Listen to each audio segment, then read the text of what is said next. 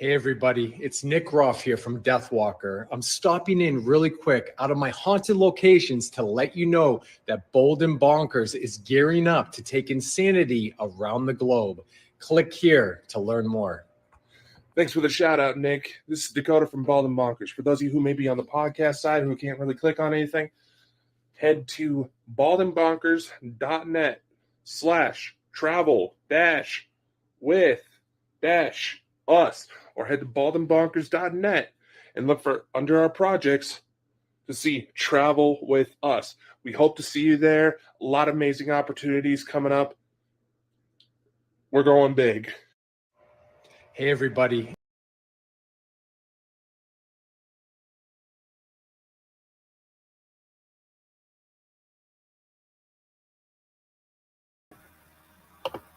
Hello guys and welcome to the show. So today is going to be my pre-recorded video that I done with the amazing Barry Fitzgerald, the investigator of 30 years that is known to have been with Ghost Hunters International, Ghost Hunters, and obviously all of the other TAPS is his other one that he was with as well, guys. So I'm going to be showing the interview that I done with him previously last week. So I hope that you're really going to enjoy that. As you see as well, we have been shouted out and been showed respect by Nick Goff, which is absolutely awesome. He's one of my biggest idols. I think he's absolutely awesome. So when this was sent over by Dakota, I was really shocked. So obviously the whole point is what he's saying is about our amazing round the world travel that we are planning to do, where we are trying to get people to come over and help us to choose locations and hoping that you guys are going to be part of that. So please come over, guys. This is not a joke. We really do care about our work and we do really care about our people, and we want all of us to strive in the things that we love. And that amazing message from Nick should make you guys realize just how passionate we really are about who we are.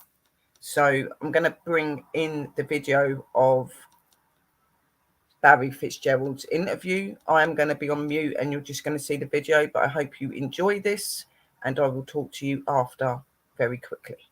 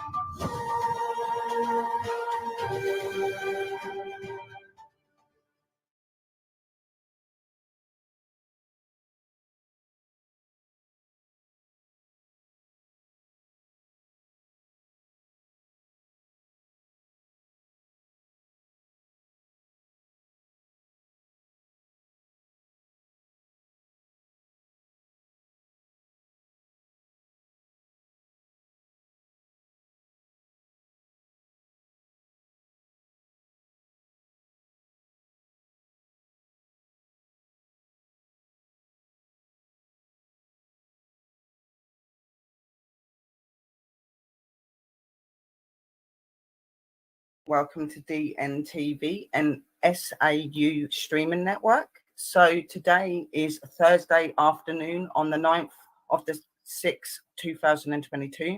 And I am joined by one of the most amazing special guests. Excuse me a minute. I don't know why I've done that. Technical problems. Yes, so we are joined today by one of the most amazing guests that is known on TV. He is from Ghost Hunters and Ghost Hunters International. He has been an investigator for over 30 years.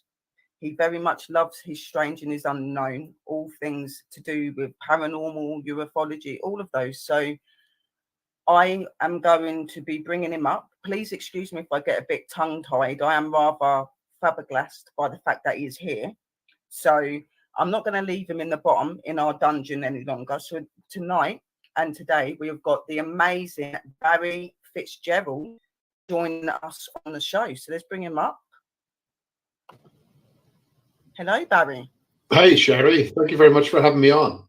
It's an honour to have you, and we are so happy. I know that there's a lot of people that are looking forward to asking you lots of questions. They've been waiting for you to come on. Obviously, for anybody yesterday that was waiting for the show, poor Barry's internet and computer would not work properly, so we had to reschedule for today. But we are here, and we can see lovely Barry on screen, so that is really good. And I know that a lot of you will be happy now. So obviously, anybody that knows with my interviews, I go by a script. So obviously, as I said to you, Barry has been in the paranormal field for 30 years. He's very educated in this sort of stuff and into research. So anything that you want to ask him, guys, please ask him. I'm sure that he will happily answer you as long as you answer him good things. So first, Barry, a big hello to you and a big welcome. And Thank if you. I could ask you just to give the guys in the chat a little bit of information on who you are and what you're about and your platforms that they'll be able to follow you on, that would be great. Sure. My interest within the fringe research fields is varied, but primarily a lot of people will know me from GHI and GH, and that played in the United States and also in the UK, and that show gave me the ability to be able to interview various different cultures and faiths all around the world, to get their take on spiritual matters, and their insights into spiritual matters. And by doing that, I was able to see that there was a common thread that was weaving its way through much of the fringe research fields, and what people were experiencing on their parts of the world, we were also experiencing here in Ireland. But we were interpreting it differently. We were seeing them as being different, but the phenomena remained the same. So that of course led me into ufology, into cryptozoology, and archaeology, and it has been an interesting trip up to now, and folks can follow that particular progress and within the books that I release. The recent book that came out in March, The Deceptions of Gods and Men, and they can also follow me on my Facebook, and they'll also get more information on my website, which is charmstealer.com. And there they will find other books that were written and short documentaries that were in place, informative documentaries, and that they're able to follow the particular line of research that I've undertaken now for over 30 years. That's awesome. Awesome. So they are the platforms that you can get Barry on, guys. Please go over and check him. He's an awesome guy. I will admit, I knew Barry from being in Ghost Hunters and stuff like that, but I have never really been somebody that really looked up on people very much. I'm not really one of these that like to probe into people's lives and stuff, but obviously when we're having these really cool interviews and stuff, you do need to find out some stuff about them. I just found him very interesting by watching him. Obviously I'd met him like properly through Bold and Bonkers as well, because he was on there for a show and I found him really interesting, and it was actually the guys that hooked me up to be able to get this interview with him, which I am really, really grateful for.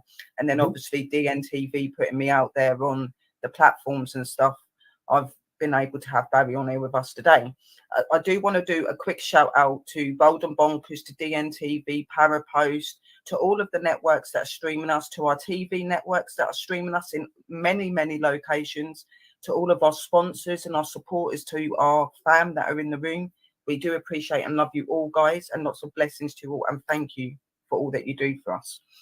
So I'm going to be doing some questions to Barry, guys, and you guys can just jump in and ask questions as well. And when I've finished reading out what I've said to Barry and Barry spoke to us, I will read your questions out, guys. So I'm not ignoring you if you do put anything. It's just that I am concentrating on getting Barry to talk and getting you to know him a little bit more. If you're not so familiar with him, if you are big fans of him, then just keep supporting, guys, because he's awesome. So I'm going to get on to my interviewing questions. So obviously, at first, like I said to you, he's been in the paranormal and the strange and unknown community for over 30 years.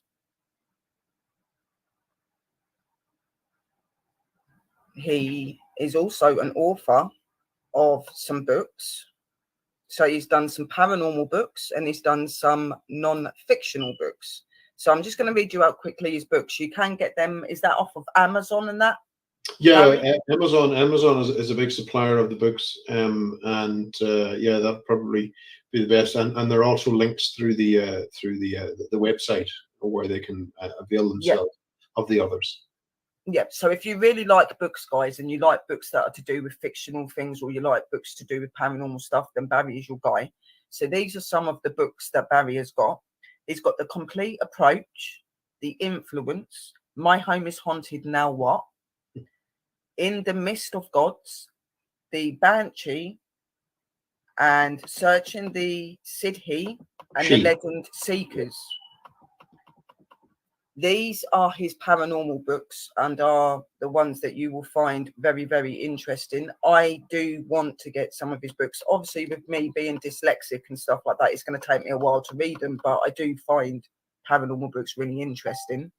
Then Barry's fictional books are The Council of Three, The Malice of Darkness, and Fracture. Okay, so if you really like your books and you really like to read, whether it's fictional or whether it's real life events and things in paranormal, please go over and check Barry's books and stuff on, like he said, on Amazon, or you can go through his website. It's also known that Barry is also a very keen photographer. He loves photography and he likes to take some very beautiful pictures. I have noticed that on some of his website and some of his stuff that he's done, he's got some beautiful, beautiful pictures and stuff that he's took, and he seems to be very, very much into that. So I've got a few questions that kind of link around all of this sort of stuff, guys. So I'm just going to get straight back in to doing this. So Barry, I'm going to start you off with your first question. Okay. When did you have your first paranormal experience? Like, what happened and what made you become involved in the paranormal? What was your first experience? I think the first one that springs to mind would have to be when I saw a spirit for the first time as a child. So I would have been probably around 4 or 5 years of age at that time, and it was Christmas Eve. And I had woke up with a terrible thirst, and I wanted to go down to the kitchen to get some water. But I had always a habit of looking down the stairs. It was a double staircase, and I always had a habit of looking over the staircase first before descending the stairs. And on this particular evening, there was this figure coming up the stairs that I didn't recognize. And at that particular moment, I thought, oh no, that's Santa, I'm caught. And I back into the room and I forced myself to sleep. Thirst be damned, and woke up and the toys were there. So again, as a child, I put 2 and 2 together, and that was it. But it was years later that my parents acknowledged that particular house was known within the town as being haunted, and it had its reputation. Now, as children, we were always sheltered from that. But sprung me back into what I had saw coming up the stairs, and it was a residual. You know, this being tracked the same line every time. It was within the property.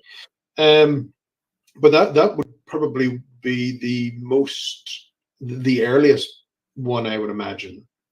The dreams after that, and some very, very disturbing dreams that stuck. And ironically, you know, I've been speaking about this with several other interviewers, that up until recently, I do not recall ever having a bad experience, haunting or otherwise, within this house. I always had good memories of living in that particular property. Yet within my dreams, it plagued me. It haunted me in my dreams. And even though I wasn't a resident in the house, people were moving in, and I felt my duty to warn these people of what was inside that house. And as each dream came, the house was falling into more disrepair. And I returned to my hometown recently because the dreams had stopped. And I was talking to my parents there and chatting, and they happened to say, "Oh, the old church house is knocked down." And it clicked with me. The dream stopped when the house was destroyed. Wow. But it was an odd one. I can't really I can't point my finger at something that would have caused that particular type of trauma within my dreams to haunt me right up until recently. But it was an odd one. But you know, that's the world we're in. To be honest, anybody that's into the strange and unknown always have very peculiar situations. And I do find that when you're like into the paranormal and things like that, I do find that the dreams and stuff are a lot more disturbing than having a face-to-face experience. Even though the face-to-face experiences can be quite scary as well. Yeah. When it's dreams and things that you don't quite understand, it can be rather overwhelming and very puzzling, because you're trying to understand why that situation is going on, what you're trying to be told. And I would have done the same thing as you. I'd have been trying to warn these people. I've been having these strange dreams, and I think there's something there. Just be aware, be careful, you know. So yeah, and dreams just have a way of pulling at you and making you think, don't they? And I've noticed that with a lot of my dreams that I've had, like, it has ended up coming out to be in something. There was a reason to why those dreams were happening, which I think is really fascinating. It's really good. So I know the last people that lived in that particular property, they were only there weeks. So it's not maybe good. something was happening that I wasn't aware of, but they were only there weeks and they left. Wow. There's got to be one hell of a haunting if people don't want to stay in the house for very long. Like, you do hear of stories like that, like when people have left their homes. But I've found as well in the paranormal community that sometimes when people have these experiences in homes and they move, that goes with them, because it's not always the house that's the problem. Sometimes a person's got something that is connected to them, or so it doesn't matter where you go, it follows. So you know, in situations like this where it doesn't, that's a good thing, because then you can kind of put it down to being the land or the house or the place. You know what I mean? But it's not always that. It's not always that case. Sometimes it's the people themselves, or they may have something on them that something's connected to that they take with them. There's so many different reasons to why these strange things happen. So, putting you on to your next question. So what made you become interested in the paranormal? I know that you said that you've had the paranormal experience as a child, but what made you really get into wanting to be an investigator? What gave you that inspiration to be an investigator? Well, I think there was always that natural curiosity that was there, and I certainly attribute that to my Celtic heritage. We're never too far away from it, but I definitely think reading a book in particular by John A. Keel, and one of my heroes within the paranormal world, and it was called Jadoo, in which he traveled to the Himalayas and had his experiences there, and the Indian mystics and everything else. And I was always amazed by travel but when you mix the travel with the paranormal, that's just a win-win. And Oh John yeah. Keel's book was fabulous for that. He told a remarkable story and set of encounters that he experienced himself just after World War II. And yeah, so that's really what really pushed me into this, to do what I do now. So I'll blame it on John, I suppose. But it's really good to have people that inspire you and help you to go into that place and to be Yes. to want to be part of that. It's really good when you've got an idol that you can look up to and you know that you can trust. Like, you know, there's a few paranormal teams that I used to watch on TV. I don't really watch TV anymore, but I used to watch like things such as like Ghost Adventures, obviously Ghost Hunters, things like that. These sort of teams really inspired me to want to be an investigator. Obviously, having my abilities since a kid as well, and seeing all these things that other people couldn't see for so many years also gave me the inspiration to want to be an investigator. All these experiences, all these things happening to me, I thought, well, I know that they happen to me. I know that they're real, but I want to be able to show other people what happens to us when we pass over and when our time comes to an end. Because a lot of people believe that when we die, that's the end, but we're not. And as everyone says, an energy can never be destroyed. An energy can never disappear. It carries on. So my inspiration in being an investigator come from them things, wanting to know where we go, wanting to know why I'm seeing these energies and why they're still here. These sort of things really got me into the paranormal, along with, like I said, a couple of paranormal shows that I really enjoyed watching back in the day. Yeah, They were inspirational to help.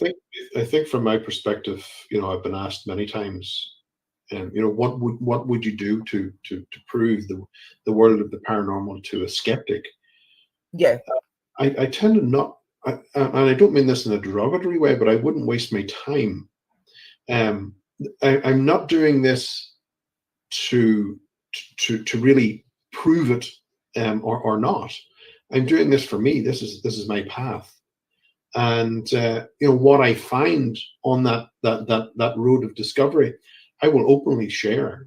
My books are filled with things yeah, that I've encountered along the way. Take it or leave it. I don't exactly.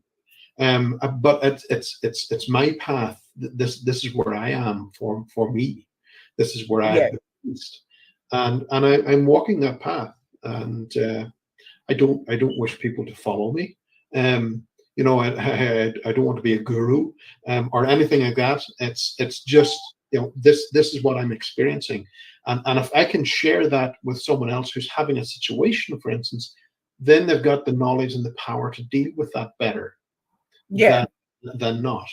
And I've been in situations where there have been multiple speakers at an event, and none of them could figure out what to do with this particular lady, because it had all gone wrong. It had fallen down around her, and she was suffering the effects of when this phenomena can get too close. None of yeah, them. We're all openly telling and showing people how to go and engage with this phenomena, but nobody was actually dealing with, well, what do you do if it goes wrong? yeah, like the protection side and Yeah, stuff. exactly. And I felt that was a grave mistake, on their part, that they should be definitely researching and working on those both aspects. Now, it's, don't get me wrong, it doesn't go wrong all the time, but there are instances when it does Oh go yeah, wrong, I know uh, too well. and that needs to be looked at. It is pretty much the same way as me, Barry. Like, I am somebody, like, obviously, yeah, I do want to educate people, and I do want to, like, you know, when you get the evidence and stuff, it's absolutely amazing, especially when you can show other people that do support you that, you know, that this stuff is real. Mhm. I'm very much like you. I am about finding out for myself because of all of the experiences I have and stuff like that. But I am somebody that very much believes in being able to be there for people in different ways as well. Like, I don't Yeah. just believe that you should go into somebody's house and start investigating. If they, you know, you need to be able to understand if something was to happen, how you would get out of that situation, how you would get that person out of that situation. That is very Mhm. important. And Mhm. like yourself, I've noticed that there's a lot of teams that are very quick to go in and do the investigations, but when it comes to something going wrong, they're not so sure on what to do. And I do believe that as an investigator, you do need to have an understanding of the paranormal field, of the spirits that you're working with, how you would protect yourself. All these sort of things are very important. So I do agree with you there, most definitely. And I do this all for myself, but I do like to educate other people. I do like to show other people that life does go on when you pass away. It's not the end, you know, like, because a lot of people struggle when they lose people and they think, well, that's it.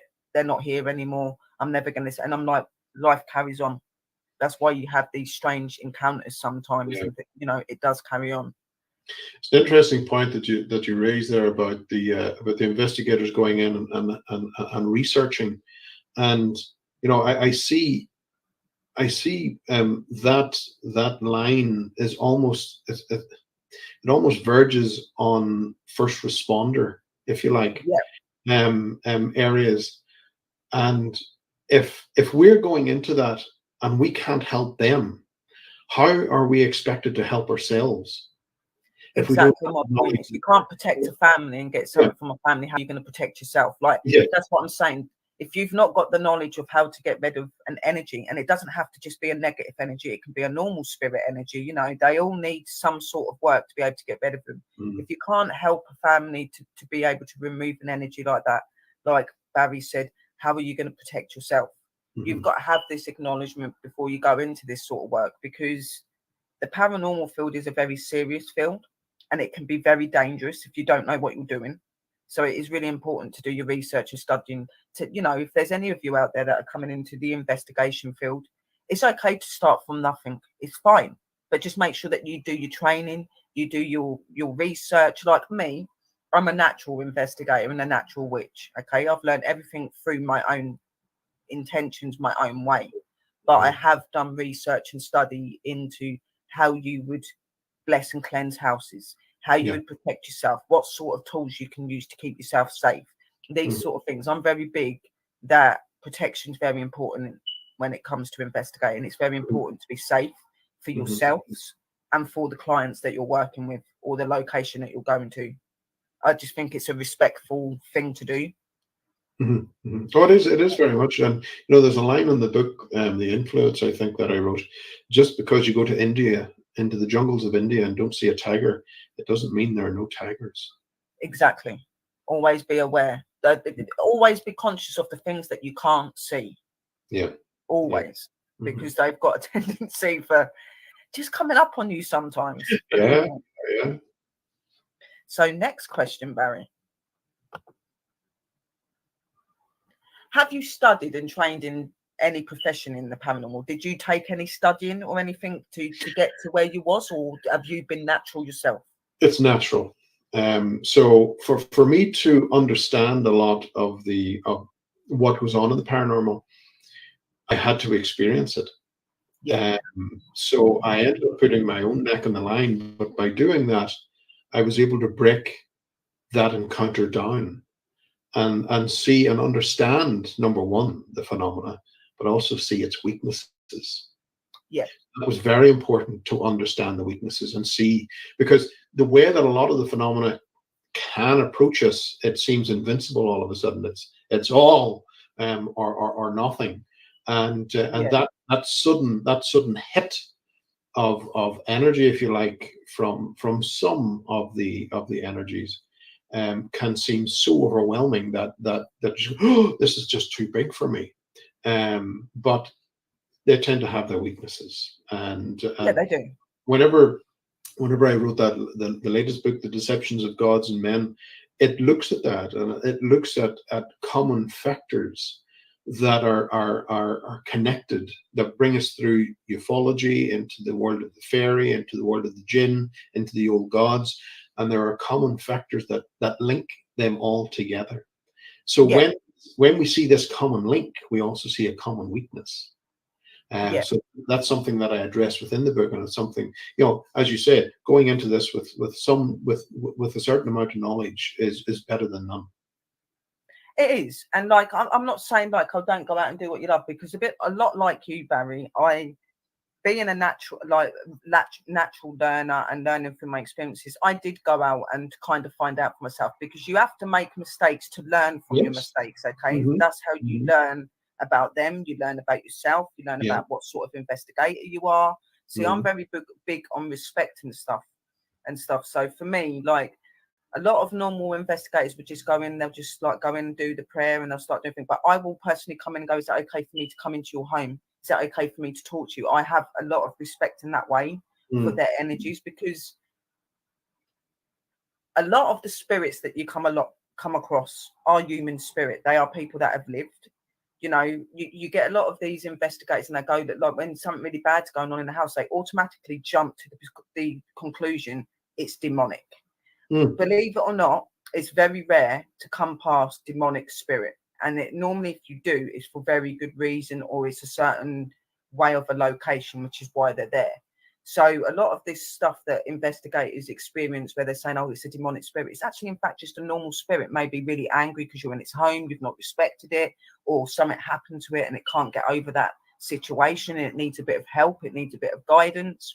I believe that when you're investigating, you're not just there to do the investigations, you're also there to help them. Okay, they are there for a reason, and sometimes they do need help, and I'm very big on that. So I do agree in what you're saying there, Barry, that it's, you know, it is important to have some understanding, but it's also important to know that it's okay to make mistakes, because that's how you learn, and that's how you get where you get. Like, I'm not one of these people that believe that you need to have certification to say that you're qualified and you can do investigating, like a lot of people try to do. I don't believe in that, and I think that's a load of crap. Excuse my language, sorry, but I do. You know, I think that being a natural investigator and being your natural self really gets you involved a lot more, because you're trusting in your instinct. You're not taking information from books and from everything else, which can sometimes be really confusing. Just be yourself, but just learn your basics, learn about them, learn about the different energies, learn about protection, how you would cleanse houses, what sort of tools you can take into helping investigations and things. You know, as long as you know the basics, anyone can be an investigator. It's all about being respectful, and it's all about learning.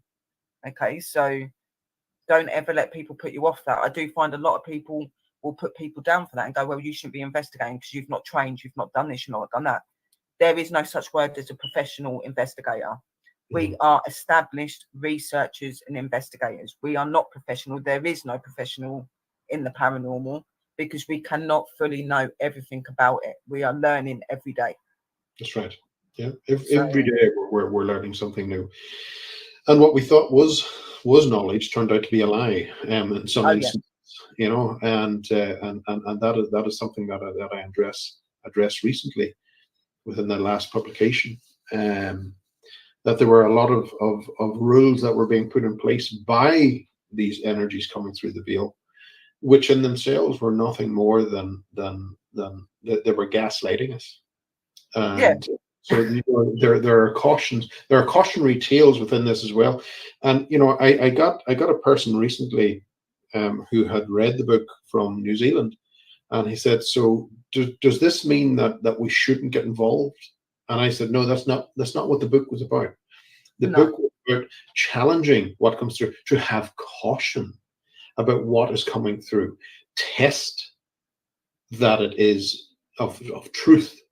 Because within society, and it's something that as a human race, we have this innate ability in which whatever this thing comes through, whatever this energy comes through and gives us information, it'll tell us for instance, it'll tell us 3 lies and 1 truth. Yeah. For some bizarre reason, we have this habit of deleting the 3 lies and concentrating on the 1 truth, and thinking that this is going to tell us the truth all the time. Believe me, if it has told you a lie even once, it'll lie again and again and again. You have to have trust with what's coming through, and that trust goes ways. So if it feels, if you're testing that particular energy and it comes through and it feels one of your questions, and any spirit coming through with your best intentions at heart should not be afraid of a question that probes it. If it vanishes after the question, you need to get a new line of inquiry. So, you know, there are a huge amount of things that we need to consider going into this and getting involved. But by no means am I saying do not get involved with this. I'm just saying caution. Yeah. And that is how it is. It's never about, you know, like real investigators will never tell you not to do something. Like Barry's saying, it's about trusting your instinct, trusting what you're feeling, what you're seeing. Obviously, like he's saying, getting to the bottom of this, if this what this spirit's telling you is the truth and things, because they do have a tendency to not tell you everything. You know, they're only human, most of them. They're not going to always be truthful to you, and they may keep things from you. And I'm not being funny, but a lot of these energies have seen so many of our types come along. They know how to work with us now. They know what you want, so they will say things that you want when that's not normally the case. It's the same with negative energy as well. Like when you do come past a very negative energy, like a lot of people go, well, how would you know that it's negative? Well, the first instinct is the feeling at that time, and that something doesn't feel right. Something, Yeah. and then obviously it's going on to asking that energy those questions and stuff. Now, with like, for instance, with a demonic spirit, if you're asked the name to a demonic spirit 3 times, it's supposed to actually tell you who it is. It's not meant to be able to go over the line of 3, they say. But I have learned in time and in working that that's not truly true. Okay, because I've sat there and I worked with a case where there were several demonic spirits that were put into the house because of some sort of ritual thing that was done, and there was a child involved. I asked out 3 times for that spirit to reveal himself, and he didn't. Okay. And it was because I'd done my research, because I'd gone by what I was feeling, what I was seeing, and things like that. I was able to get rid of these energies. You know what I mean? But if I'd have gone by what he was saying, we would have still been there today. Yeah. You know what I mean? And not everything that we're learned and we're told, like Barry said, is actually concrete evidence that it works. You know what I mean? Because I'd done that. I thought, okay, 3 times, and he'll reveal. No, he didn't. If he don't want to talk to you and he don't want to tell you who he is, he won't. You know what I mean? So you have to look other ways to try and find out. That's why investigators, and you know, when you become an investigator, research is a really big part of what you do, your work. Not always so much like looking up on the locations now, because obviously with me being spiritually open, I don't like to look up on locations. I like to go into locations and pick up on what I feel.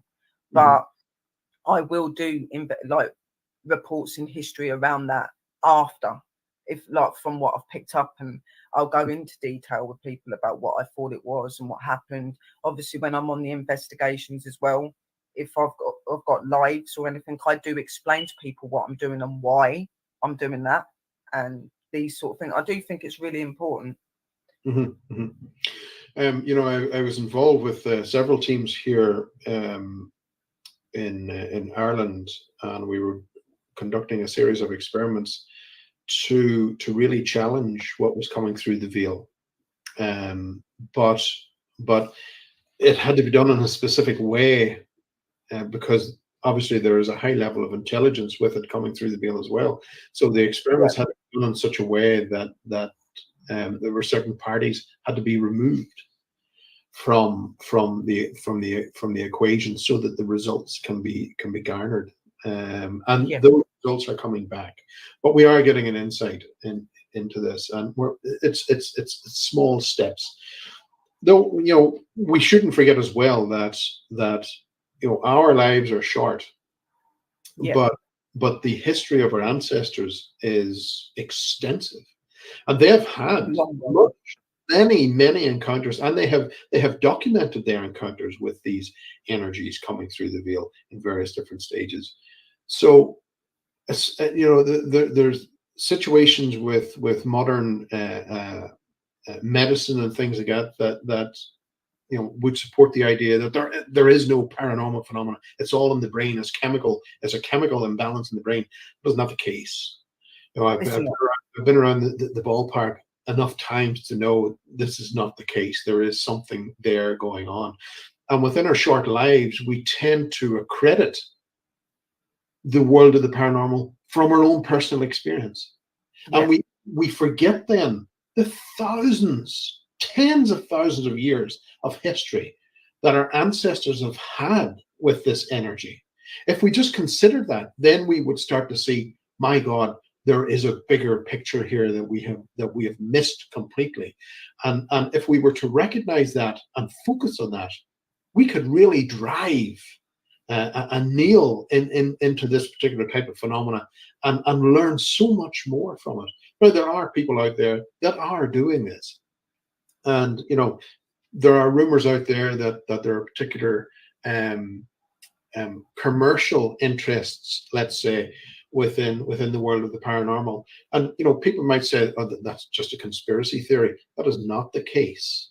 Because I have documents here from 1968 of the Douglas Aeronautics Company, who themselves were sponsoring their own engineers to use Ouija boards to contact aliens to get advanced engine designs. Now, it happened then, and I can assure you it's happening now. And it's just absolutely amazing how far this goes with the communication beyond the veil. But the problem is that particular communication sometimes, most times, has a certain price. So we have to be very, very careful of that as well. Yes, definitely. I know quite a lot of stuff about communicating with the extraterrestrials. They're very fascinating. Number 4 question. Sure. Do you believe in the scientific side of the paranormal? Yes, I do think that there is value there with that. However, the paranormal in its truest form can be a very fickle being to try and master. Now, there are particular aspects of which would originate from our soul, because there are 2 different components going on within us. There's the spirit and the soul. The soul's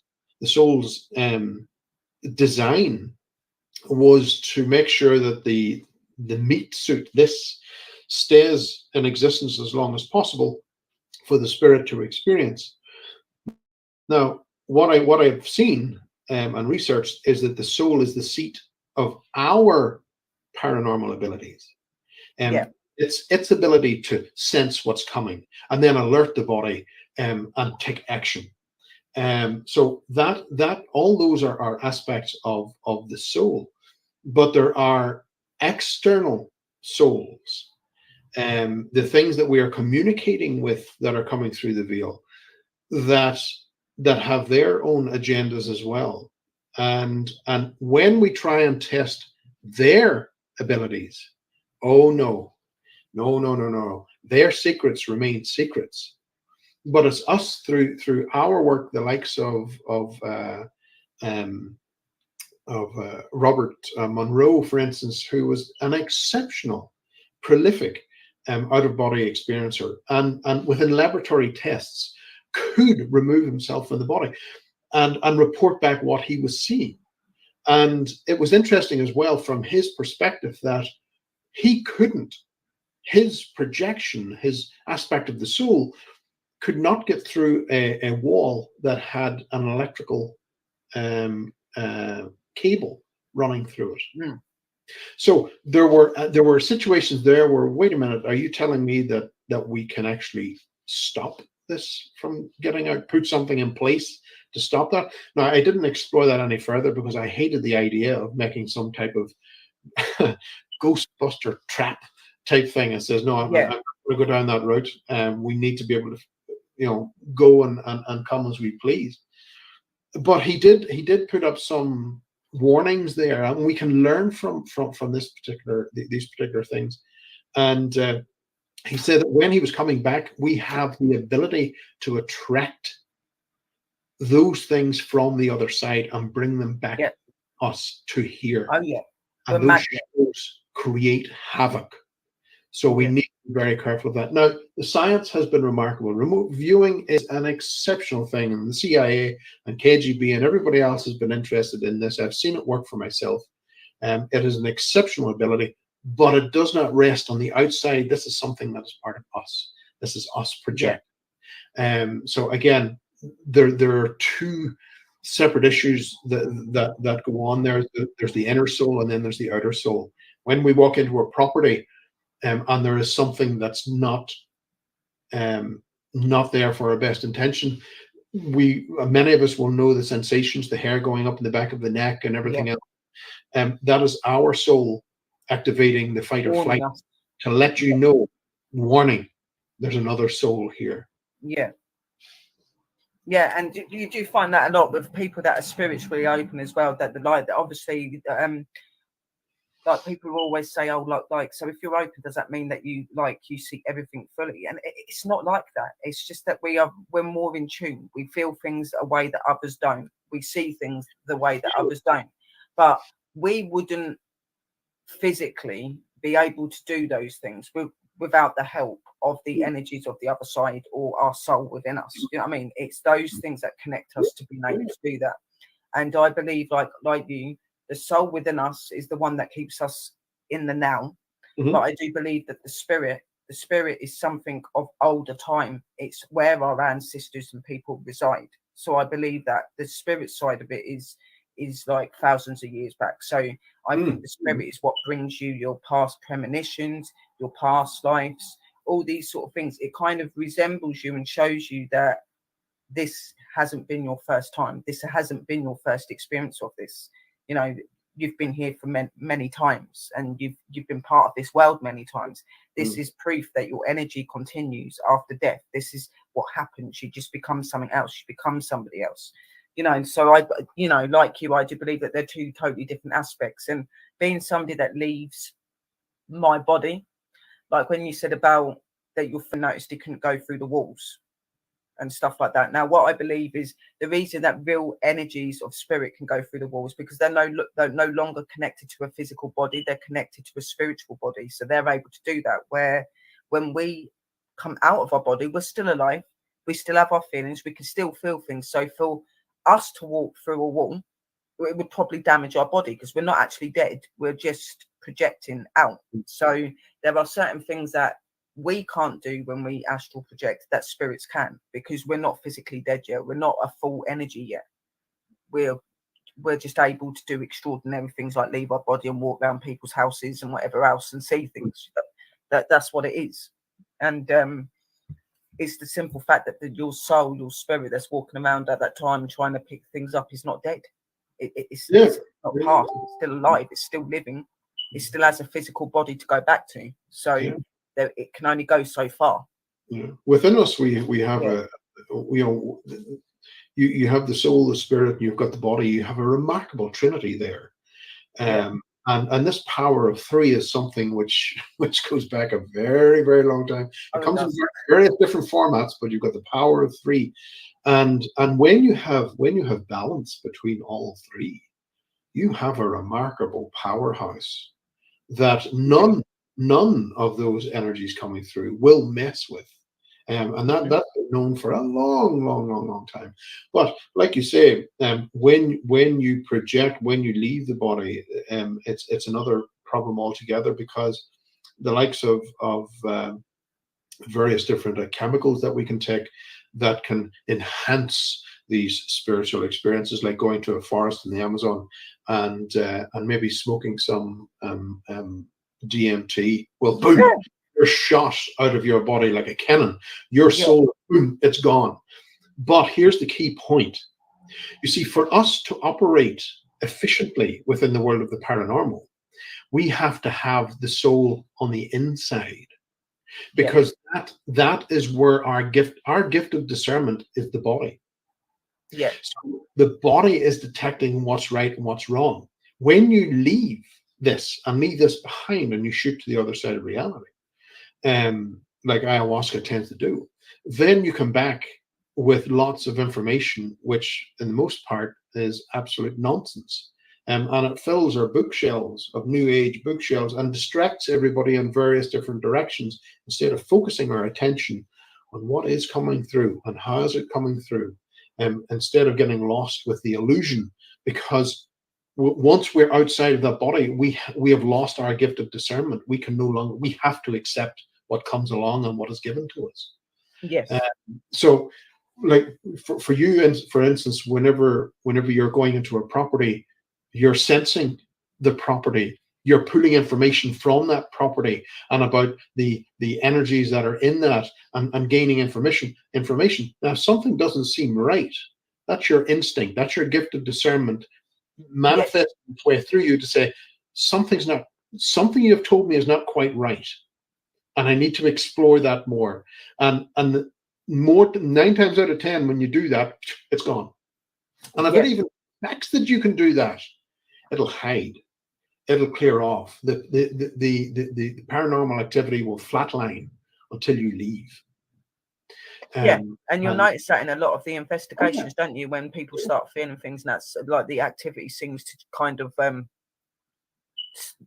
go downwards a little bit, like the activity stops and that, because I think for a lot of spirits, they don't want us to be able to see and feel what they have, because they're different now. And I think that when we do this sort of thing, I think it does catch them off guard a little bit sometimes, and they don't really know how to react, like, because obviously to a lot of people in this world, like, you shouldn't be able to see spirit, you shouldn't be able to do this, you shouldn't be able to do that. That's what we learn, that we're not, you shouldn't believe in these things. But the simple fact is that we're all part of this. And just like ourselves, they're not always so forthcoming to you coming in their homes and talking to them and things like that. And if there's something they don't like about you, just as like Barry's saying, when we walk into a room and we feel that it feels negative or we don't feel good, we know something's wrong.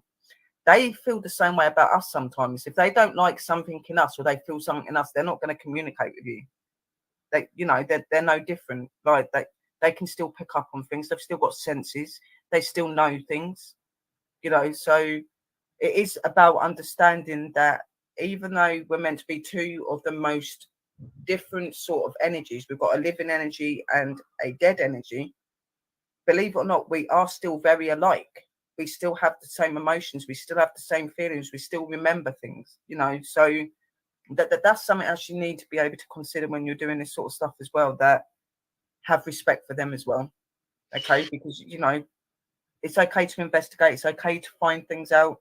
It's okay to try and find the history about what happened to them and things like that. I believe in that 100%, but always do it respectfully, because I always look at my spirit people as they're humans, they're people. So treat them like people.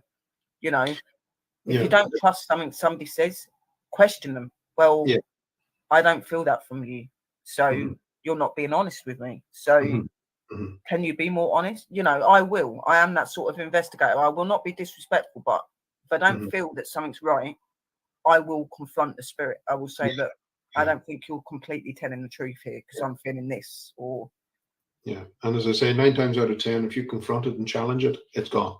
It does not want that truth to be known. But that's the way it is. Yeah, like with me, it's not so much the challenging. I will never be disrespectful. I'll just say, like, what you're telling me, I don't feel that it's completely that way. Are you okay to explain to me what you mean in a little bit more detail so that I can understand what you're trying to say? You know what I mean? I will not go in there and go, well, no, you're a liar, you're this, you're that. I don't believe what you're saying. That will automatically make them go, they're like, well, why am I going to stand here and talk to you if you're going to disrespect me? Like, and that was always the thing I spoke about in GHI. I says, try not to come across as being an ass, more or less. Yeah. If you've got a voice recorder in your hand, think of it this way. If you have a voice recorder in your hand and you walk down the street and you shoved it into someone's face and you yelled at them, "What's your name?" 9 more times than not, they're going to walk around you and go away. Where if you add a little bit of, what does they say? You can catch more bees with honey. If you're just nice to the person, you're going to get their name, more or less. And probably crack into a bit of a conversation, and you learn something out of that just by being a little nice. Yeah, and that's how, like with my investigations and stuff, obviously we need to use our equipment to be able to establish for people that can't see. But I'm one of these people that would be like, if there are any spirits here that want to communicate with me, you're more than welcome. I give them that option to, if they want to or not, because they should be able to choose if they want to talk to you or not. That's how I look at it. Okay, so I go, right, I've got devices here, I've got an EVP now. If you spoke into this, we'd be able to hear your voice and we'd be able to hear what you're saying. It makes it easier for us and others to hear you. I will never be like, nasty to them or be like, right, I want your name, I want this, I want that, I want it. They're not circus acts, they are people. Okay, so treat them like people. I say treat them how you would want to be treated. Okay, so if you want to be treated with respect and you want to be spoke to in a nice way, do the same to them. Okay, it's not because they've passed away now and because they're different to us, it means you've got the right to go in there and find out everything about them. They have the right to say yes or no. I can remember investigating a castle further down the country, and there was another investigative team that were also coming along. Now, they had been there many times, so I can understand the annoyance of energies there where they're being asked the same questions time and time again. It must be annoying.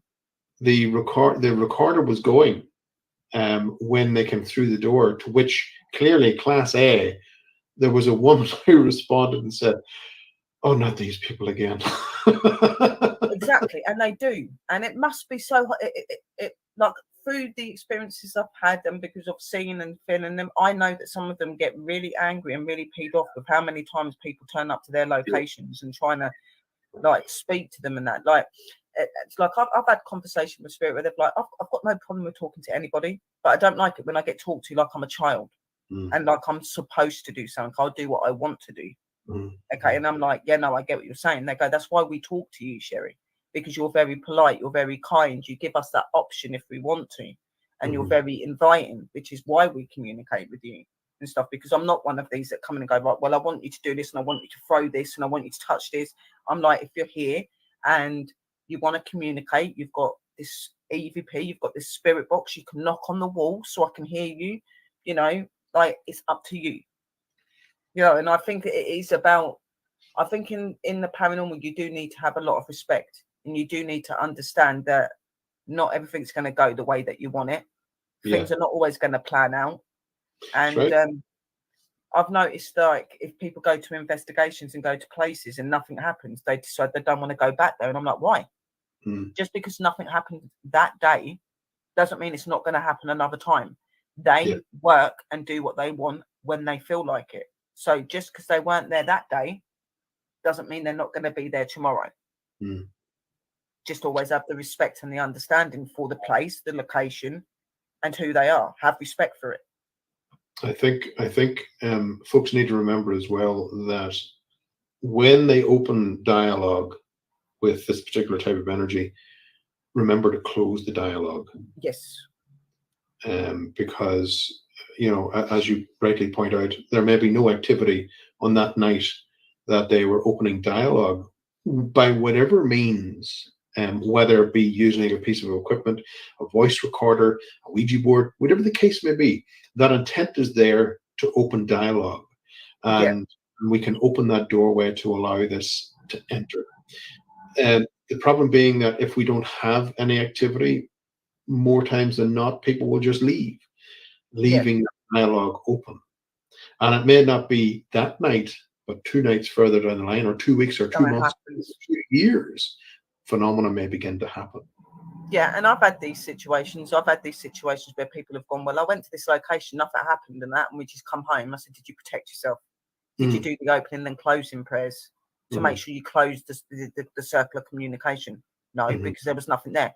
Just because you can't see it doesn't mean it's not there. You should always, no matter what investigation on it, whether you get something or you don't get something, you should always protect yourself before and after. It's very important because not all, like I said, not all of them want to communicate and not all of them will show you that they're there. So even though you're standing there, you're not feeling anything from them, it doesn't mean that they're not there. Yeah. So you do need to be they're very good. If they don't want you to feel them and they don't want you to pick up on them, they'll make sure you don't. They're more advanced than what we are, believe me. There are particular practices in place as well, more advanced practices in place that if you are attuned to your environment, they will pick up on that very quickly. But there are processes in which can be engaged that will shut that down. And so you're more or less you're in a sandbox, and they can't read that.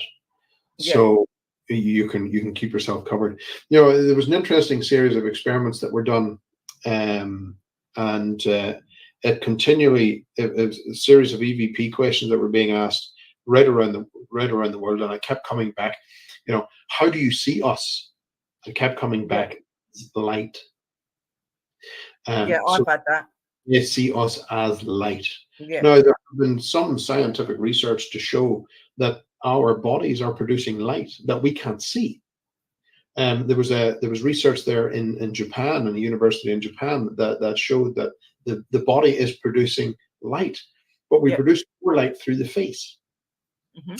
And so that in itself was interesting. But when I was reading the influence, which examines how these entities, these beings, the energies, can link on to us and what they do to us biologically, and how they can get a better grip, and what's happening in that particular moment, and how we can counteract that. During that book, during the opening pages of it, I had an experience in which I was given a warning: don't become too bright or they see you. And it was later that I encountered this experiment that was done: how do you see us as light? And then it all started to make sense. Yeah, and I've done it. I've said, like, when I see you, sometimes I can see you in full apparition. Sometimes I see you as a light. I see you as something that is luminant.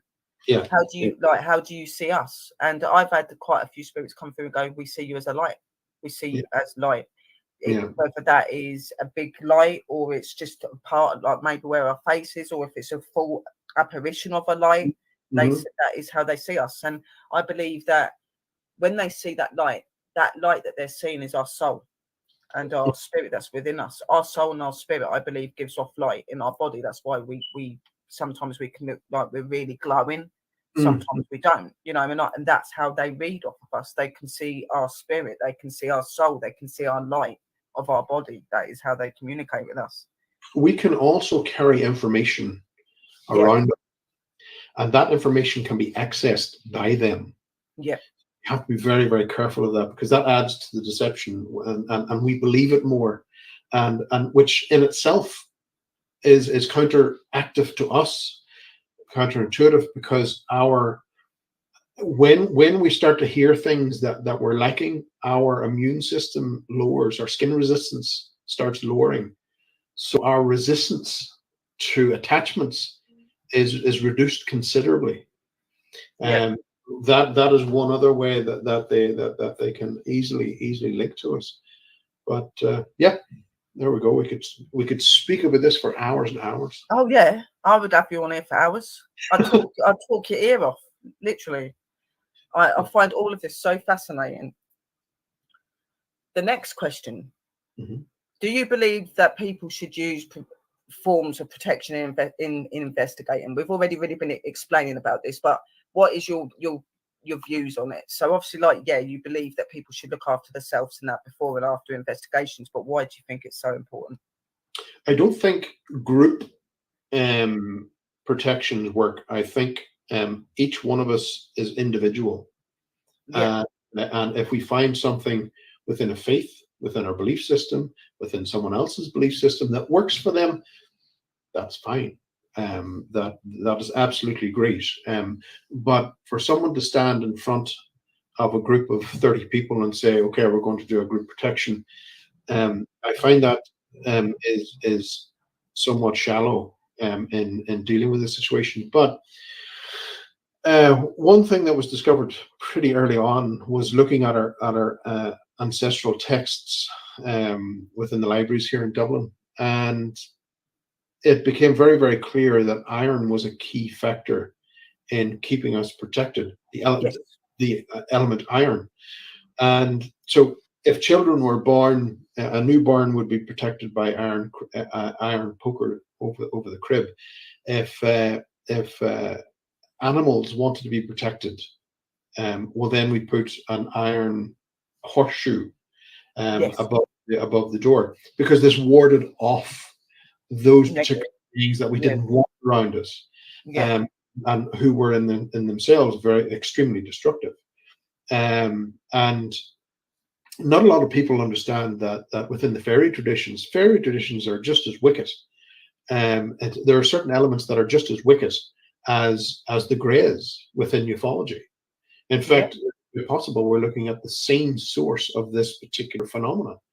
But I believe that I believe like fairies and all those sort of things are an alien species. They are another form of life. Yeah, they might like a lot of people when they look at fairies, they think they look like those little people that we see on TV. They are not like that. Okay, yes, they can look human-fied, but they look very different. Like their skin tone, their features, the way that the things that they wear, everything is just completely different. Like, and just the energy and the power that they have resembles that they are like something different of like maybe an alien nature, and a lot of people believe that they're all in the same category. They are an alien form. I They're not think understood. whenever we start labeling it, it becomes problematic, and because the likes of, say, the Greys, for instance, of modern society, who are very, very quick at abducting you from your bed and giving you the old anal probe and all of that Yeah, fun yeah. stuff. When we go back into the Fae, we find that the Fae were doing the same thing to us 200 years ago. Now, if we go back further and we start looking at wood carvings from the medieval period of medieval Europe, we find little imps who were portrayed as demons, which is another mask, who were using long implemented devices stabbing people's abdomens. And you know, this is the same phenomena, it's just a different mask. Yeah. So for us to really analyze it, we have to strip away the mask, because the names that we associate with these carry their own weight. Yeah. And carry their own pictures, if you like, images. And that is something we have to remove ourselves from, because you can't track the phenomena by the image, because that'll change. That can change sometimes several times in a generation.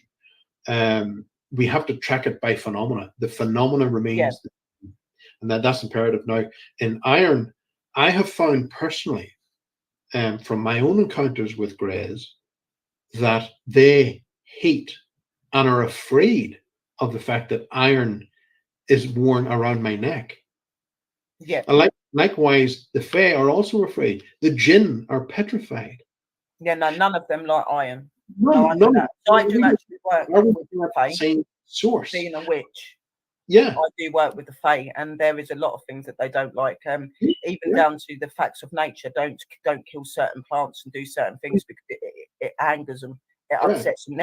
Never step into their fairy circle, because that can cause you a lot of. Unless you're invited and you're accepted by them, don't try to overstep them, because they are a very intriguing species. Yes. But they can be very dangerous as well, and they can be very misleading. They will capture you if they want to. Okay, so you do have to be very aware when working with them. They can be very misleading, and there's also when you go back far enough and you start going into entities from the Middle East and things like that, where we find the incubus succubus style entities coming through. Again, this is originating from the same source. We find that 9 times out of 10, it's women who are attacked more so than men. Yeah. And they target the women when they enter their monthly cycles. When their iron counts become low, many become anemic. That's when they attack. And you know, there's a huge amount of research out there about iron and how effective it is as a personal deterrent for this type of unwanted attention. So there are ways out there in which we can protect ourselves and understand the history to that particular phenomenon. And I do agree with you that everybody is different in the way that they protect. Like, yes, I do believe that, like you, I do believe in protection. I believe it's very important in investigations. But, you know, like when I first started out, yes, I used to do group protection because obviously I was learning then.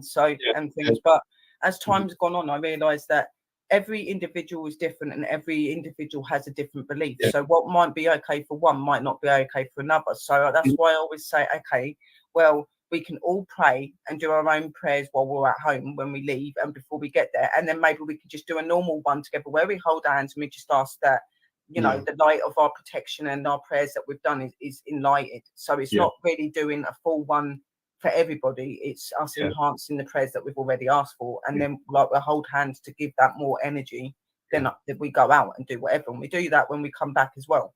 We'll do the circle thing. We'll say we'll close this circle for no more communication. We ask that all energies that are here stay to this location. You cannot follow us. We're in the power of the Lord. We're in the power of Mother Mary. Because there's so many different beliefs out in there, and we say this circle is now closed. Goodbye. We always say goodbye, and then when we go home, we will do the saging. We'll do another prayer of our own, like that relates to both all of us, like each of us individually. If so it's very important, very important. On the same premise that a group meditation would work, that would be like looking at every exorcism would be successful, of which is not. We understand that, because everybody who's coming into that particular research can bring their own elements, extra elements. Let's say they can bring their attachments into that. So that attachment certainly does not want to be disconnected. No. And that's why I've always said to my guys, like, be yourself. Like, you don't have to follow my religion. I'm a witch, okay? You don't have to follow my sayings. You to follow what you want to follow. As long as we've got each other's back and we're protected, we're fine. And, you know, we're not nothing, like, because I'm a witch. Yes, I believe in God, but I'm a witch. So what I pray and what I believe in doesn't mean it's going to work for my other investigator because they're Christian or they're Catholic or whatever.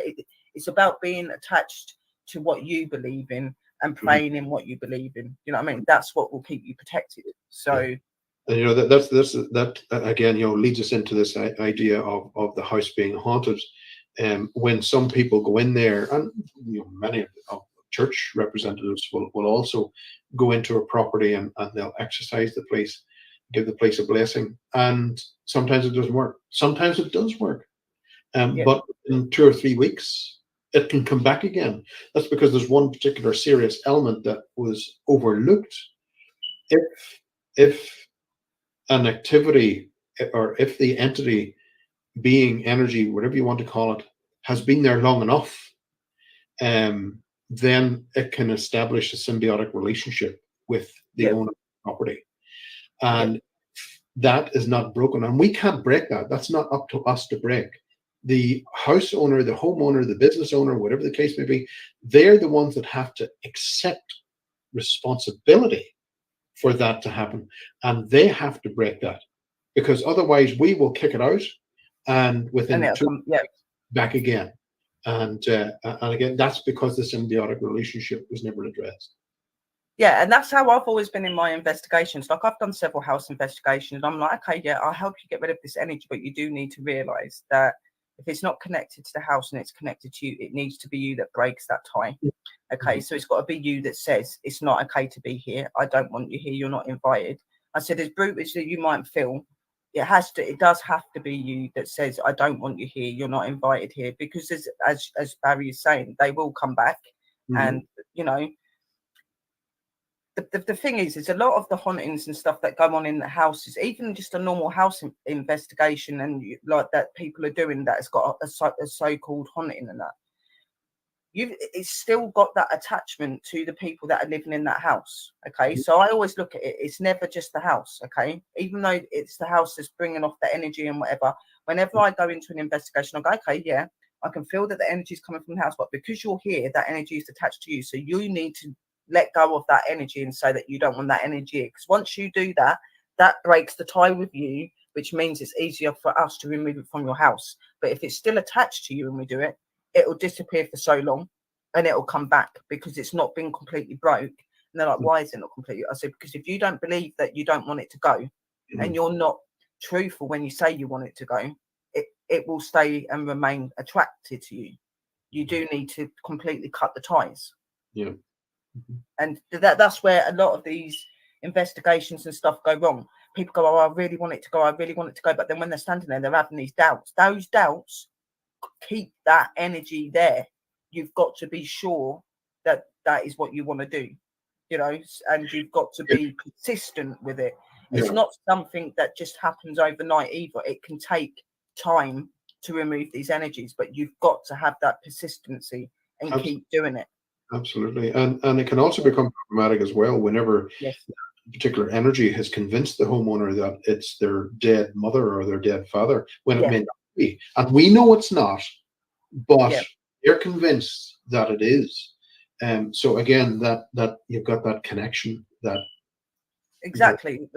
And that is what a lot of these spirits that are not connected to you do. They will portray themselves to you as somebody that you know, somebody that you loved, something that you believe in. So it is hard to let go of it at the end, because you're like, well, no, that it isn't what you're saying it is. It's my mum or it's my dad. And I'm like, it's not. yeah. It's them showing as that because they knew that you would accept them. Okay. Yeah. So you need to let go of that. Yeah. And then and when I go, what sort of things have been happening to you? And like they explain, I go, would your mum and dad do that to you? No. So why do you think that's your mum and dad? Yeah. Break that link. Mm-hmm. You know what I mean? And they're like, right, okay, how do we do that? Just tell it. You don't want it here and mean it. Yeah. And when I'm doing the prayers and I'm speaking out, amen, or whatever you say at the end, making sure that sees that you do not want it in the home anymore. I said, as hard as it can be sometimes, because you don't want to let go, because you did for so long believe that was who you thought it was. It's important because it can become very dangerous as well. Yeah. You know, very, very dangerous. Yeah. That's when things like possessions and stuff do happen. Yeah. And especially when you are at a level where you can challenge it. That's when we can see things. They will spiral in a negative way exceptionally fast when we're confronting it to remove it. That we can see the reactions even within the homeowner and things like that they start to get agitated and all of this can quickly get out of hand. But it's good science. Good science starts with observation, and to do that, to observe the energy, we have to monitor it and everything else. So that's one of my mantras is that, and we have to get back to observing it and not just jump in with both feet and think we know what we're doing. Yeah. Observing, learning, and educating yourself. Okay, it's really, really important. Yes, you can educate yourself by going on these investigations, but always learn the most important and the most basics, which is your protection, about different energies, what different energies can do, things like that. You know, I do think that's very important, looking into different tools, like I say, because obviously when we go out, like if I was to go out with my group and that, because we've all got different religious beliefs and that, we do our own prayers and that, we will still use things such as our protection bits as well, because it's all about just doing things the right way and doing it respectfully, okay? Because nobody knows fully what the paranormal is or what the paranormal holds and stuff. And like I said earlier, we're forever learning, and there's nothing wrong with learning, but there is a line between learning and being stupid. Yes. You know what I mean? I'm sorry, but I said I'm quite outspoken, and but we'll go on to your next question. Now, this is a little bit about your investigation. So when you investigate, what would you say is your favorite piece of equipment that you use, and why is it your favorite? Me. You. Yeah. That's a good answer. I prefer. Granted, there are some things that are useful, particular data loggers and things like that, and cameras to record and audio to record. They're all useful, but I prefer not to have them anywhere near me now. I prefer to let them stand and do what they're designed to do, and I'm off doing my thing. So what I tend to find is that a lot of encounters that we experience, whether right across the board, when the initial encounter is made, and this would be to a lay person, for instance, it can be all or nothing. So you'll get this image will appear, whatever the case may be, whether it be of a dog or a child, a deceased child, or whatever the case may be. Those people are having that experience. Now, for people who are longer in the tooth that have done this investigating, we're very aware that we can tap out this particular image that appeared in whatever format it comes in. So we're looking for, is this what it is portraying itself to be? But for the others, it can be very, very impactful. Like seeing a UFO, for instance, flashing in the sky above your head. All these things are designed to capture your conscious reaction. The visual state will capture your conscious reaction almost immediately. Now we have a 20-second window, and if our instincts are not activating within that 20-second window, well, then we can be off down the yellow brick road, if you like, because it forces our brains into the theta rhythm. After around 20 seconds, we start to be pulled into the theta rhythm. Now, that is a place where we tend to go when we're meditating, and it's also a place that we tend to go when we're going into hypnosis, and screen memories can be implanted. So there are a huge amount of things and benefits for this energy when it's pulling us into that particular bandwidth. Now, as time goes along and the experience or the researcher becomes more adept, there is a resistance that's put in place there. A natural resistance starts to develop where we're put onto the beta rhythm, and we become more high alert. So we're sensing, we're tapping out things and looking for that particular information. But the initial encounters can be problematic because the people are not aware what their bodies are doing, what their bodies are being inspired to do, and can counteract that. So there are things to consider there, and also with the use of technology. The technology serves to lock us into the conscious brain, the left-hand hemisphere. So from us, we've got a phone in our hand, and it's got an app on it of God knows what, findyourdeadaunt.com or whatever, and it's giving us the screen, it's giving us the lights and everything else. Our conscious brain is locking us to the equipment, but the seat of our instinct is the right-hand hemisphere. That's the seat where our instinct lies. So for us to be locked in the left-hand hemisphere, we can't hear the other side. So that is problematic. That's why I step away from the technology. Let the technology do what it does, and I listen to what I have. So somewhere in the middle we will meet. But I prefer to stay away, and those god-awful flashing lights in equipment and all the rest that goes off. And it's grand for entertainment for a big group and all the rest, but it's serving to lock the conscious brain within the reaction of the equipment rather than us tapping into the greater picture. And that's where I would have an issue with a lot of equipment. Yes, I would be that my favorite piece of equipment.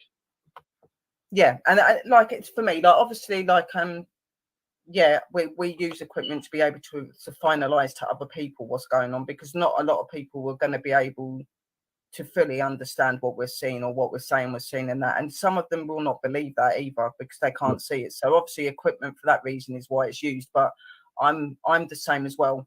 I very much believe that the best tool of equipment is yourself. You pick up so much and things like that. So I do very much agree with that. I just want to quickly see who's in the room, just so, because I don't feel like we've been ignoring them. So we've got Annette, hello, Linda, we've got Chris from Bold and Bonkers. Everybody's agreeing with what you're saying. I'm just carrying on. Right, I think it's just like certain guys in. Hang on a minute. We've got Daryl Evans. Hello, Daryl. We've got Lee Johnson. Hello. Nigel Potter. Hello. John Williams. Hello. Quite a few people. Again, guys, I haven't been ignoring you, but I was really, really eager to be able to talk to Barry and to learn a lot more about him. Hello, DNTV as well. trying to understand what Barry is about, and obviously being a guy that's been in the investigations on all sides for over 30 years, he's obviously a very phenomenal guy, and he's very educated and he's very good at what he does. So I think these sort of interviews are really important, because a lot of you guys will learn a lot from hearing what he's saying. And it's good to see your point of views. And a lot of you are saying, I agree with what Barry is saying. And yes, you've got a good point there, Barry, when we've been talking about certain things. So we do appreciate your love and support, guys. And it's really good to have you guys here. So we'll go on to the next question. I don't know if we're going to get through all of these questions. I wrote quite a few down. I could have you back again, Barry, maybe. Indeed. Number 7 is, what has been your most scariest experience when investigating? What would you say has been your most scariest experience you've had when you've been out? An encounter on the island of the dead, which is in Ireland here. It's up in the north of Ireland, and that was exceptionally traumatic. And I said to Cormac, my co-author at the time, I said, if we ever come across that again, I'm retiring. I don't want to go through that again.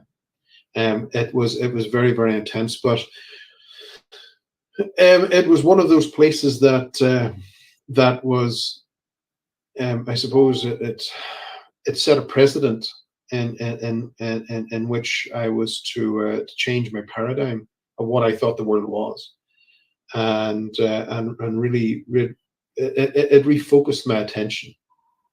And from a place that was a place of oracle, you went to encounter these beings from the other side. It was a place of serpent worship and everything else. I went there completely thinking, oh, this is just a story. It's nothing at all. This remote location, and we ended up finding out, no, it's exactly what it says on the tin. It was like a tin of Ronseal, and it was horrific, I have to say. Now I have been back since and understand, using particular specialized equipment, that the location that we identified as being the doorway to the other place, this other void, that when we were doing our measurements, that we got to see that this was the first time in a long time that I have seen a difference in time being recorded at the edge of the doorway to where I was. And so I could see that there was an alteration, and this defect in the time balance was something which is spoken about by our ancestors continually. And again, it was something we just completely ignored. Well, now we have it in black and white. There it is. We're now seeing a difference in time between where I am and the mouth of the doorway, and this place where you went to learn and gain the information from the serpents. And it's something that has come, that we inherited from the Fertile Crescent in Iraq. Yeah, and you come across places like that, don't you? That knock you to the core, I guess. I had the experience with the house that I'd done. I was attacked rather bad, actually, to the point that all of the skin around my neck had been completely ripped off. I had upside down cross on my neck that just appeared from nowhere. I was on a video call. This was witnessed happening, and a whole collar of just flesh. All my skin had ripped off. I actually ended up getting blood poisoning and nearly dying. And this was all through a demonic attack, because I was up at a house trying to help someone to remove an energy from their house because of their child being there. We did get rid of it, and it took a lot of hard work, but that nearly made me give up.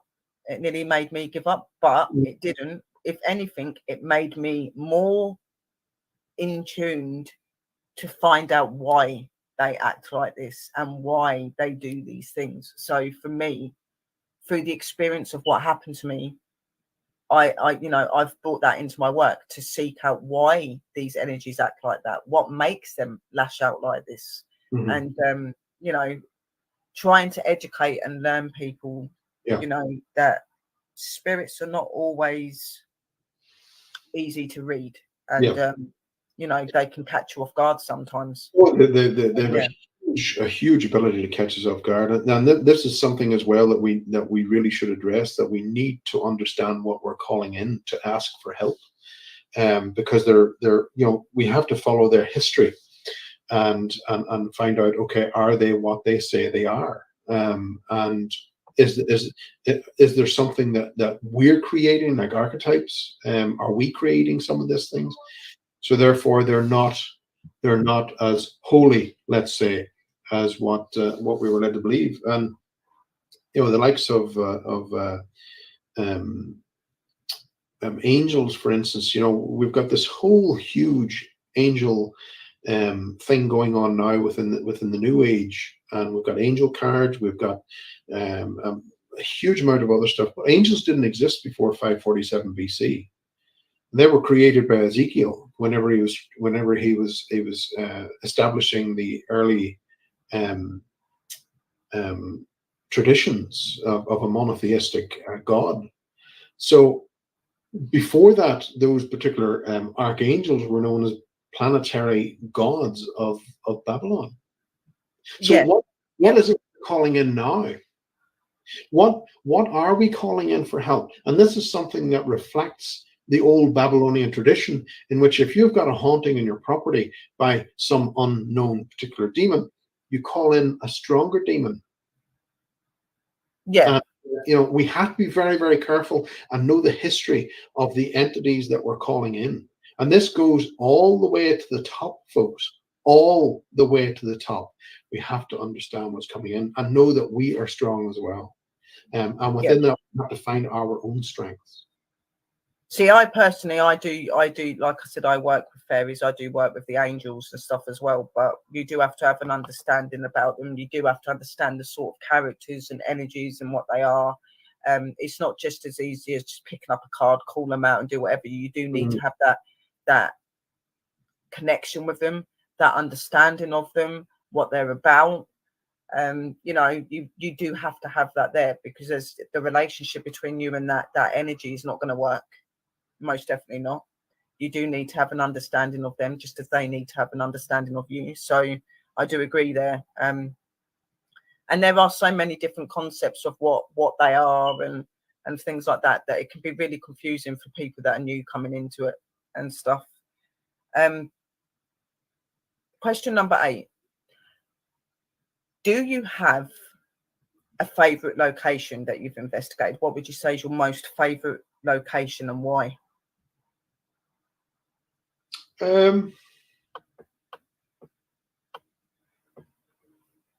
Not I wouldn't say a favorite one. You know, I have many up there that would be up the top. And I think a lot of the ones that I do favor tend to be outside of cities and towns, and more so on the countryside. And I have greater experiences around sunset or dawn and things. So it would be probably my favorite locations would be associated with very deep earth connections and things like nature. that. Yeah, I see. I'm more of an outside investigator. I've not, like I said, I've done a few houses, but I'm not one of these people that have been to like these big castles and places. I go to like things like graveyards, woods, derelict areas that are in woods, things like that. I like the outside, because obviously being a witch, being attracted to nature, I find that my best evidence and experiences are done when I'm actually outside. I do find that, and I really enjoy that. So number 9. So how many people would you say that you've helped over your period of doing investigations? How many people have actually come forward to you for help? Like, how many people have you worked and helped? I would have no idea. Literally, I would have no idea. So that's loads then. Yeah. Yeah. No. Right. That's cool. Right. Next question. So now just getting on. So what made you want to write your paranormal books? What made you get into wanting to write books to reach out to other people? And initially, it was just an understanding of the phenomena itself, of what I was seeing, until suicide visited the family, and that's whenever I wrote The Influence. I had been toying with the idea of The Influence, and I had the majority of it written, but I never went ahead with it, because it exposed how these entities latched onto us, how it affected not only our mindset but also our physical diet, and how it changed that, and why it changed that, and understanding how we can break free from that and get our own strengths back. That book was sitting there for quite some time, and there was repeated claims being made from the other side. Do not do this. You be got. Do not do this. So I think in the early stages, I think I'll just leave this here.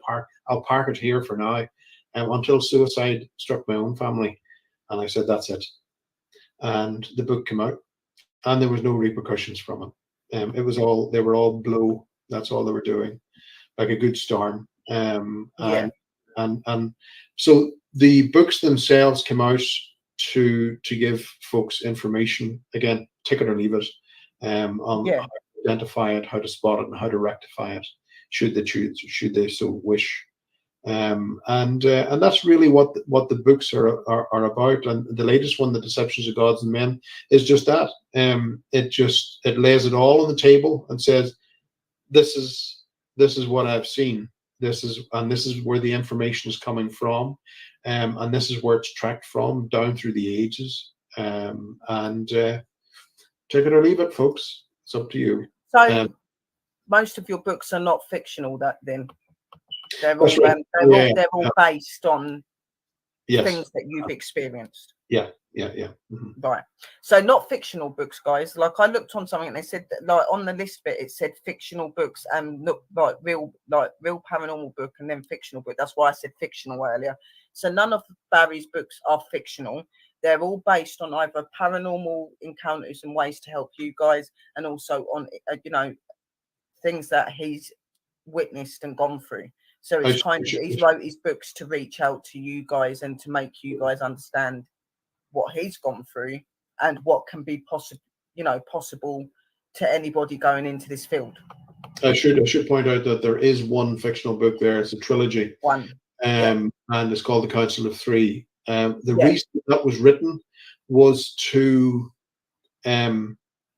submit a lot of the information that had been recovered over the years of investigation and put it into a fictional story. Okay, so he's got one fictional story, guys, and the rest of them are true life things he's experienced. Yeah. Mm-hmm. That's awesome. And like I said, I need to get the book. So I definitely want to get some of the paranormal books, most definitely, because they do look really interesting. And, there's a couple of people that I know that have got your books and they've said that they're really interesting. So I definitely do want to look into that. Number 13. So what got you interested in your photography? What made you become interested in that? Was that a way of you maybe getting away from the paranormal side, like a way for you to come down and to relax? And I think in part of that, yes, but again, a lot of my photographs, I like nature within them, and so I like to capture that particular moment at that time. There are occasions where I was photographing buildings and things like that, and especially with the use of full spectrum technology, where I was able to capture the beauty of night with the stars and the moon over the top of a location.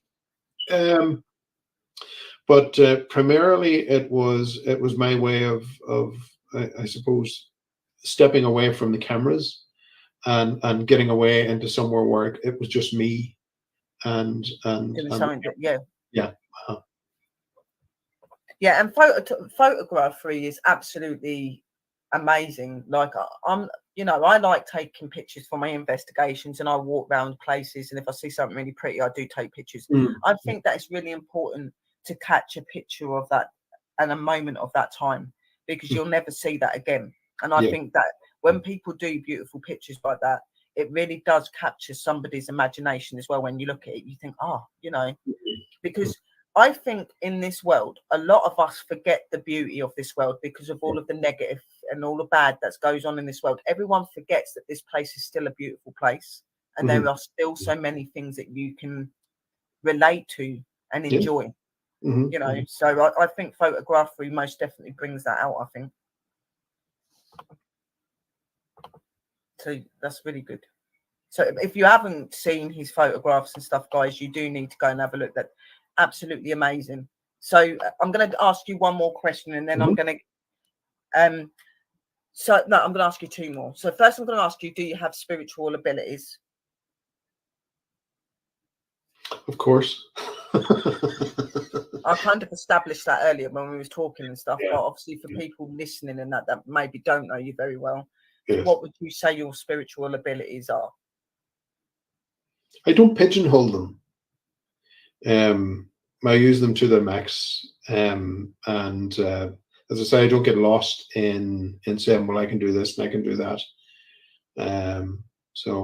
Yeah. Okay. And so obviously I spoke to you previously earlier, and I asked you if you believe in UFOs and extraterrestrials. Why? And you said that you do. Why do you believe in UFOs and extraterrestrials? Is there a reason behind that? Have you had an experience? Oh yeah. I've had many experiences with them, but by having those experiences, I was able to combine them for the last book, The Deceptions of Gods and Men, to show that a huge majority of this stuff is coming from the same source. Now, within modern ufology, there is a lot of technology that we are creating, and we are muddying the water with that. Over in California, Santa Barbara and things like that, you had the U.S. fleet that were encountering these Tic Tacs, these little craft that were flying around, defying what the pilots would know as being our technology. Well, it was our technology. And that particular fleet was kitted out to intercept high-speed targets over the horizon. So all of this was just a training ground. Now you have to remember as well that pilots are not going to be in the development of black budget technology that the Air Force is using, and the Air Force is very, very cautious of where that information goes to. But the Navy was kitted out to track high-speed maneuverable targets, which we saw. And not only that, but isn't it interesting that now, today, in the situation that the world is in, with what's going on in the Ukraine and Russia, that Russia can send a tactical warhead from Moscow to London in 200 seconds. Yeah. Speed target, you say. So the technology was there. It's decades ahead of what we know of today. Yes, definitely. There's a lot of technology that we are creating that we're able to differentiate between ours and theirs. So our technology tends to produce a huge amount of microwave and EM signatures, and which can be very, very detrimental to those people who are encountering it within 100 feet. I think it's 10% of people who encounter our technology in a field or on the road or wherever the hell they are dead within 7 years. So that particular figure is something that needs to be understood. Now, their technology, what's coming through the veil, what's being portrayed to us in very deceptive natures, produces a different signature. Yeah. That's something that we're designing technology to specifically cater for, and hunt out. And we also find this particular type of signature not only within traditional UFO sites or UFO encounters, but also within fairy sites, within hauntings, within cryptids. And so again, we're looking at possibly the same source. So exactly. this equipment, and we start breaking it out and looking at these places, we're going to find out. This weather pending, there's an expedition leaving in which I'm going to be part of it, where we're going to be trialing this technology. And I have noticed what you're saying there. Like a lot of people that say that they've had like UFO encounters, they've said about other sort of happenings that have happened there, like you said, like crypto or a haunting and things. And you do see that a lot of this does associate around the same areas and the same places, because I believe that them locations and those places are areas that attract all sorts of energy and of a difference. You know, I do believe that completely, and I find it really intriguing. So quickly going on from that, so are we going to see you do any more paranormal stuff? Are there any shows that you've got that are going to be coming up that we can catch you on anywhere, or are you I don't think I'll be doing any more shows. There are more books coming out, of course, but shows I don't think so. I'm like, I don't mean like shows on TV, but say like do you still do like investigations just off your own back, like yes, yeah. Like, is there going to be things that we can watch you on? Yeah, no, I don't tend to broadcast a lot of the stuff, but my interest in the field has never changed. It's never faltered. But I just look at it from a different perspective. But in regards to formalized TV that you tend to see on your television sets, I'm too much of a free thinker now. To conform to a lot of what a director may decide. You want to be yourself. You want to do your own thing, and you enjoy it that way. I guess it. Yeah. And there's great mystery in the world, but unfortunately, a lot of folks in Hollywood can't see that. Yeah. And sadly, that's why I'm like, for me personally, I'm very scared about going into like the TV side of things and that, because I don't want to change who I am. I like who I am, but at the same time, I am intrigued.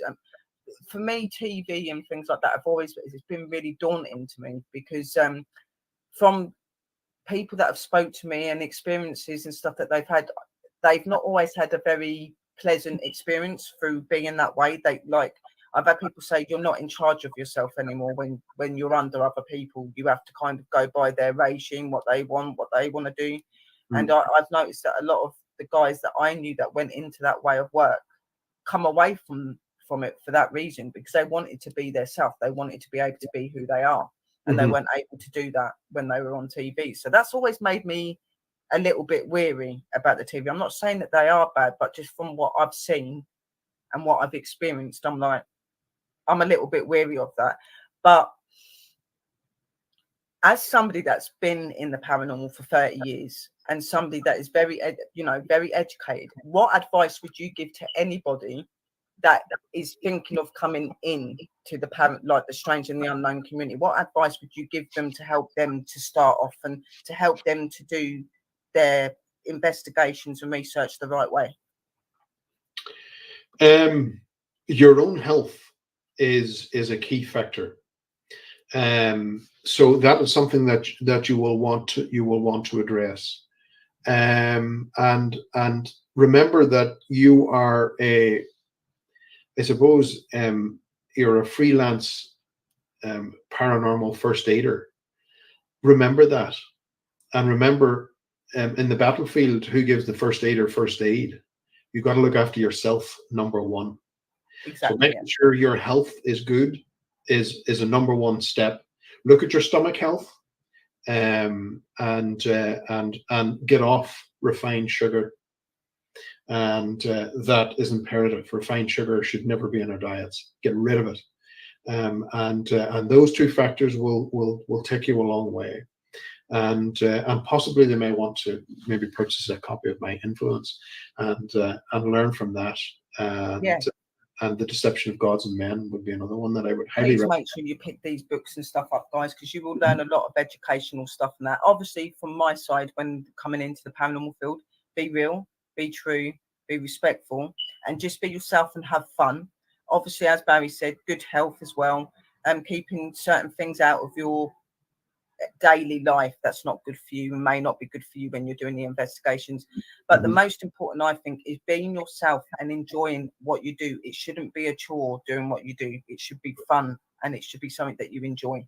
So just being real and just, you know, and respect and appreciate your followers and your family, the people that support you, because you wouldn't be where you are today if it wasn't for their support and their love that they give to you. Whether you're on TV, you're on at the internet, or you're just a normal investigator that does pre-recorded videos, it doesn't matter. Always appreciate your members, your family, and obviously the spirits. Always appreciate them and respect, and just be yourselves, guys. So quickly, Barry, could you give over the information again of where the guys can reach out to you on your platforms and where they can get your books again, so that people can come and look you up? And make sure that you do, guys. This guy is absolutely awesome. I've absolutely loved having Barry on the show, and I would hope that Barry will want to come back from and have another talk with me. This next time, maybe not so much an interview, but maybe just a chit chat. Things, and maybe other people might come up with us that you've already got to know, like maybe Dakota and Chris and some of the guys from DNTV. Just have a big chat. But if you could just give that information out to your new followers.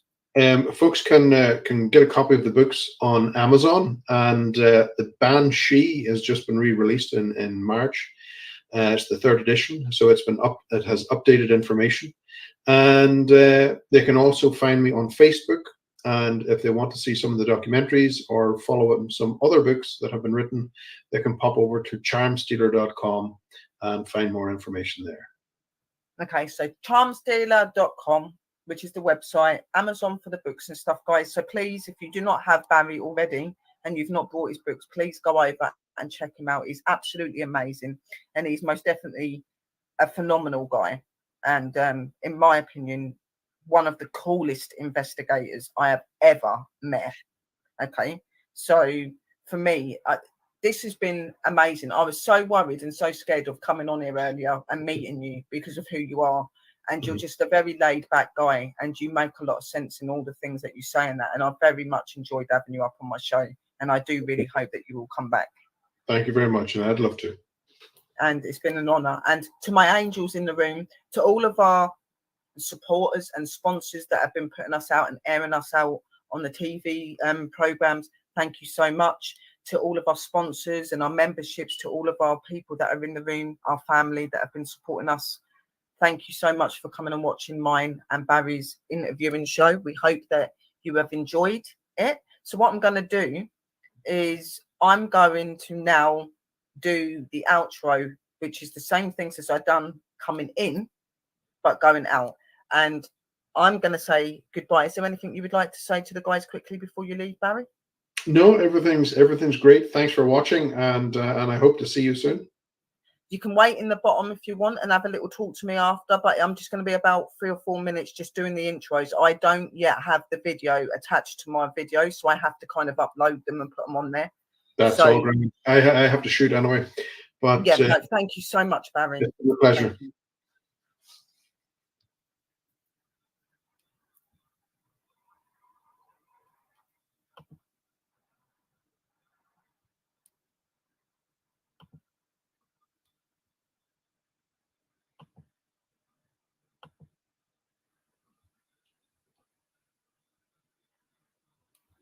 That's not the one. Okay. See you later. Okay. Thank you, Barry. Thank you so much for coming on. Thank you. So that was Barry Fitzgerald, guys, a investigator of 30 years. Absolutely amazing, guys. If you do not have him already, please go over and support him. Please show your appreciation for other people that are in this field like ourselves. And obviously a big thank you to all of you for coming in. And I've been airing from DNTV, and a big shout out to all of my DNTV, Parapost, Bold and Bonkers, PD, all of those people that support me, and obviously our sponsors and supporters as well. Thank you so much. I'm now just going to play this out.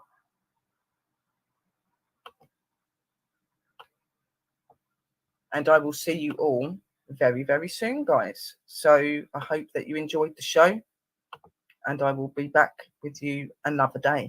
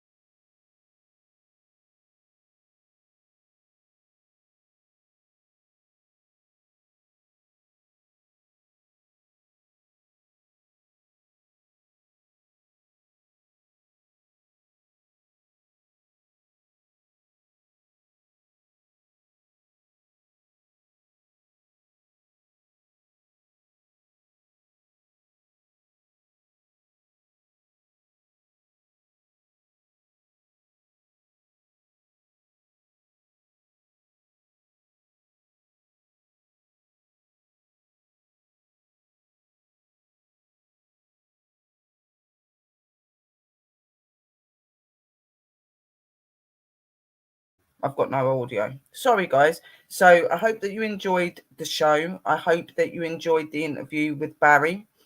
If you do not have Barry and you've not had Barry's books, please go over and support him. He's an awesome guy.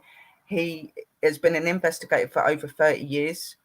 He has been part of TAPS, Ghost Hunters and Ghost Hunters International, which he was in charge of. Just go and support him, research on him. He's an absolutely amazing guy. I can relate to a lot of what he says. He makes a lot of sense. I hope that you did enjoy that. A big shout out to all of my supporters, which are you guys in the room, to all of our TV people, to DNTV, to Bold and Bonkers, to the Parafam, to Global, to PD, to everybody. And obviously, more than anything, to you guys. Thank you for supporting us, because without you, we would not be able to do what we do today. Okay. And I am not going to be putting up the Slender Man show tomorrow. I'm going to go into the UFO side of my shows that I do on the Lost Magics to do with the Bold and Bonker Boys and the company, because I already have the Slender Man out there somewhere on Facebook and stuff, and it is on my YouTube channel, my main one, which is the PWI Spiritual Investigators. So please go check that out, guys, and I will see you tomorrow at 6:30 for the next show, which is the start of all of my UFO shows that I've been doing through Bold and Bonkers and the Lost Magics. So I'm going to play out the intro, and I'll see you all very soon. I send you lots of love, light, and blessings, and thank you so much for coming and supporting me and being there. Thank you very much, guys.